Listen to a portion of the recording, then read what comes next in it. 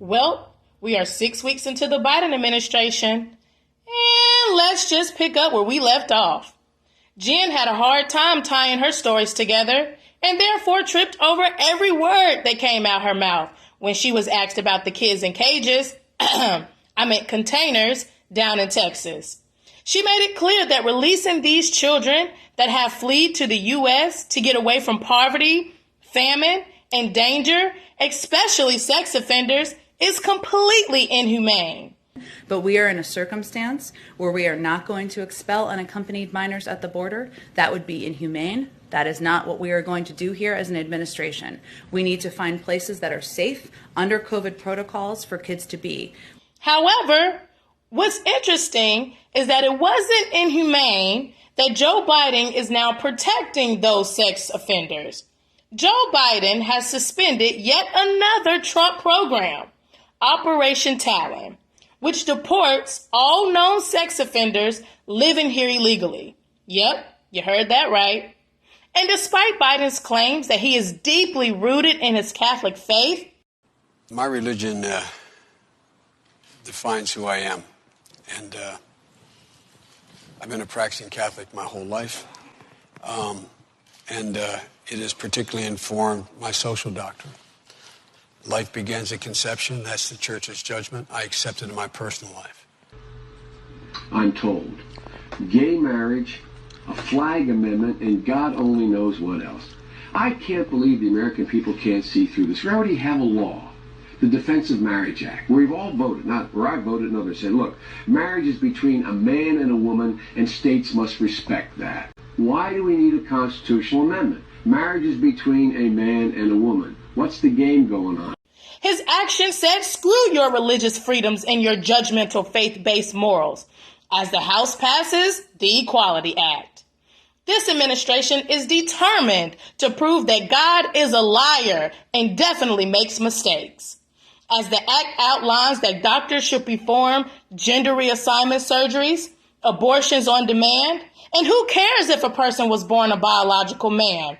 A dick is just a long click, and therefore they should be allowed in all women's spaces. And if you disagree, then you're discriminating. All right, y'all, settle down. Since this looks like this is where we're headed, let's not enter into it ignorant.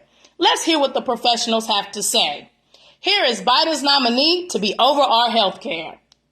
American culture is now normalizing the idea that minors can be given hormones to prevent their biological development of their secondary sexual characteristics. Dr. Levine, do you believe that minors are capable of making such a life-changing decision as changing one's sex? Well, Senator, thank you for your interest in this question. Transgender medicine is a very complex and nuanced field with robust research and standards of care that have been developed. And if I am fortunate enough to be confirmed as the Assistant Secretary of Health, I would look forward to working with you and your office and coming to your office and discussing the particulars of the standards of care for transgender medicine. The specific question was about minors. Let's be a little more specific since you evaded the question. Do you support the government intervening to override the parent's consent to give a child puberty blockers, cross-sex hormones, and/or amputation surgery of breasts and genitalia? You have said that you're willing to accelerate the protocols for street kids. What I'm alarmed at is that you're not willing to say absolutely minors shouldn't be making decisions to amputate their breast or to amputate their genitalia. For most of our history, we believe that minors don't have full rights and the parents need to be involved. So I'm alarmed that you won't say with certainty that minors should not have the ability to make the decision to take hormones that will affect them for the rest of their life. Will you make a more firm decision on whether or not minors should be involved in these decisions? Senator, transgender medicine is a very complex and nuanced field, and if confirmed to the position of Assistant Secretary of Health, I would certainly be pleased to come to your office and talk with you and your staff about the standards of care and the complexity of this field. Let it go into the record that the witness refused to answer the question.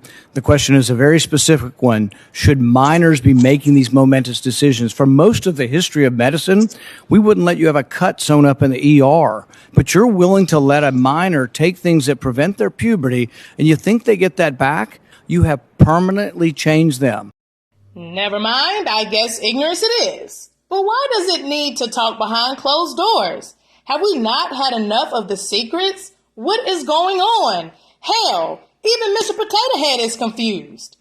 Are we not tired of the lies yet? I guess not, cuz Andrew Cuomo's karma is not letting up after he covered up thousands of rest home deaths. Now, 3 women have come forward saying he touched them and they didn't like it. Even Nancy Pelosi reprimanded Cuomo. And you know when she attacks her own that she's trying to save her own loose skin. But let's hear what he has to say for himself. I acted in a way that made people feel uncomfortable. It was unintentional, and I truly and deeply apologize for it. I feel awful about it, and frankly, I am embarrassed by it. And that's not easy to say, but that's the truth. I never touched anyone inappropriately. I never touched anyone inappropriately. I never knew at the time that I was making anyone feel uncomfortable. I never knew at the time I was making anyone feel uncomfortable. I ask the people of this state to wait for the facts from the Attorney General's report before forming an opinion. Pause, wait. Let me get this straight. I didn't touch anyone inappropriately because at the time I didn't know I was touching them inappropriately. But I didn't mean to touch them inappropriately, and I am embarrassed that I touched them inappropriately. But please wait for the facts to come out because I didn't touch them inappropriately. Right. Clearly Trump was feeling our pain and decided to pop in for a chat at CPAC. Daddy! You look good, Daddy, you look good! Yes, Lord, Daddy! Do you miss me yet? I miss you, Daddy! Oh, Lord Jesus! A lot of things going on. There's a whole lot of money, a whole lot. Biden has had the most disastrous first month of any president in modern history. That's true. Already the Biden administration has proven that they are anti-jobs, anti-family, anti-borders, anti-energy, anti-women, and anti-science. Whoo, Donnie, you ain't lying.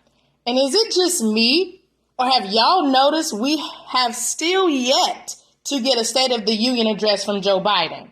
Joe, can you take a few questions on why we have not got a State of the Union address from you yet? And I'm happy to take questions if that's what I'm supposed to do, Nance, whatever you want me to do.